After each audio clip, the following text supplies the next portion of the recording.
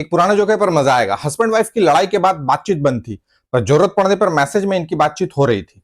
तो वाइफ ने हस्बैंड को एक दिन व्हाट्सएप किया, ऑफिस से लौटते वक्त सब्जी लेते आना, और हाँ, पड़ोसन ने तुम्हारे लिए हेलो कहा है। हस्बैंड ने सोचा और फिर रिप्लाई किया, कौन सी पड़ोसन?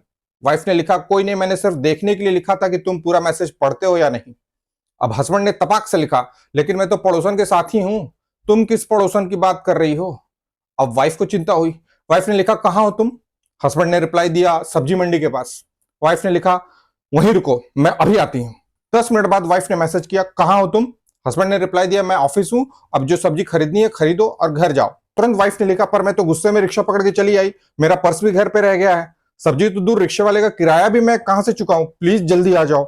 हस्बैंड ने लिखा, गजब पगली हो यार, पर्स तो लेके आना चाहिए था। ठीक है, मैं आ रहा हूं।